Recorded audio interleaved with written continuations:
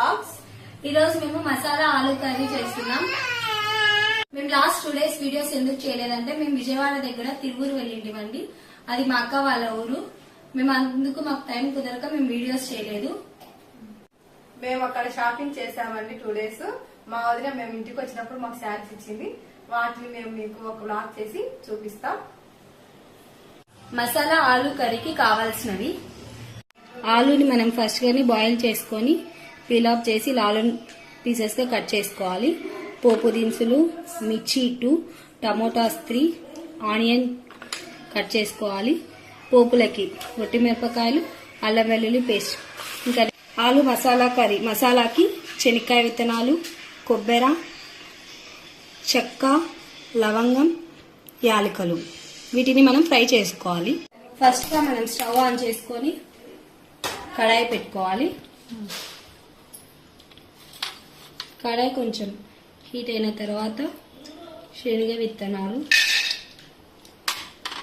వేసి కొంచెం ఫ్రై చేసుకోవాలి.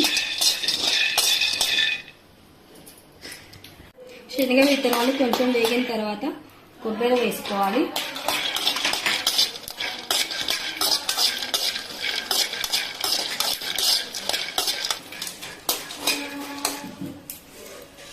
కొబ్బరి వేగాక లవంగం, చెక్క, యాలకులు వేసుకొని కొద్దిసేపు ఫ్రై చేసుకోవాలి. లో ఫ్లేమ్ లో పెట్టుకొని ఇలా అన్ని ఫ్రై అయ్యాక స్టవ్ ఆఫ్ చేసుకొని మనం వీటిని పేస్ట్ చేసుకోవాలి. ఇప్పుడు కర్రీ ఎలా చేసుకోవాలో చూద్దాం. ఫస్ట్ గా స్టవ్ ఆన్ చేసి కడాయి పెట్టుకొని ఆయిల్ వేసుకోవాలి. కర్రీకి సరిపడా ఆయిల్ వేసుకోవాలి. మేము ఫ్రీడమ్ ఆయిల్ వాడతాం. ఆయిల్ వేడైన తర్వాత పోపు దినుసులు వేసుకోవాలి. ఫస్ట్ గా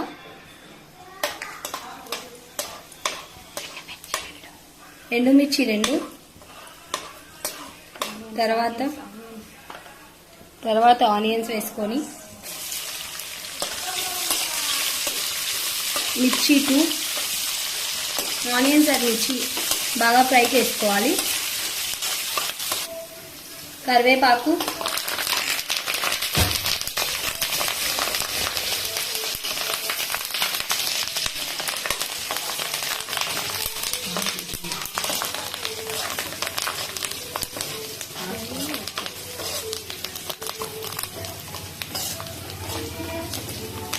ఆనియన్స్ బాగా రెడ్ గా వేగాలి. ఆనియన్స్ ఎర్రగా వేగిన తర్వాత 1 tablespoon అల్లం వెల్లుల్లి పేస్ట్ వేసుకోవాలి. అల్లం వెల్లుల్లి పేస్ట్ బాగా ఫ్రై చేసుకోవాలి పచ్చివాసన పోయేంత వరకు. తర్వాత టమోటాలు వేసుకోవాలి. 2 టమోటాస్. ఇలా టమోటాలు మెత్తగా పేస్ట్ అయిన తర్వాత మనం మిక్సీకి ఇలా వేసుకున్న పేస్ట్ ని కర్రీలో వేసుకోవాలి.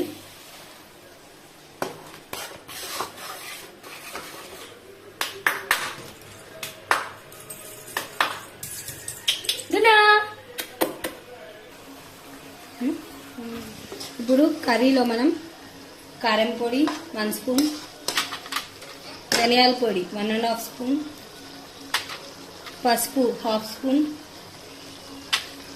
గరం మసాలా 1 స్పూన్ వేసుకొని బాగా కలుపుకోవాలి. మన కర్రీలో బాగా కలుపుకున్న తర్వాత ఆయిల్ పైకి వచ్చేంత వరకు మసాలా అంతా బాగా వేయించుకొని మూత పెట్టేయాలి. టేస్ట్కి సరిపడా సాల్ట్ వేసుకోవాలి. ఇలా ఆయిల్ అంతా పైకి వచ్చిన తర్వాత మసాలా బాగా వేగినట్టు ఇప్పుడు మనం ఆలు వేసుకోవాలి.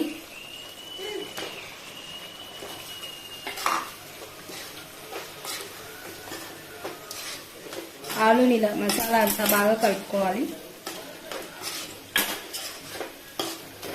ఆలుని ఇలా కర్రీలో బాగా మిక్స్ చేసుకొని కొద్దిసేపు మనం కడాయి మూత పెట్టుకుంటే మసాలా బాగా పడుతుంది.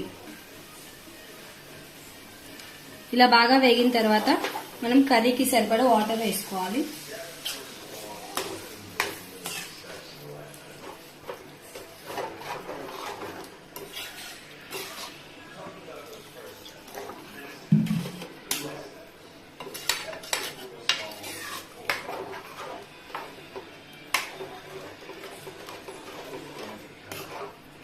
మనం ఇలా చూసుకొని ఎంత క్వాంటిటీ పడితే అంత వాటర్ వేసుకోవాలి.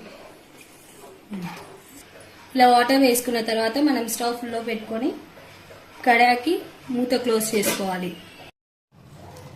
ఇలా బాగా కూర ఉడికిన తర్వాత మనం ఇక స్టవ్ ఆఫ్ చేసుకోవాలి. అంతే, మసాలా ఆలు కర్రీ రెడీ.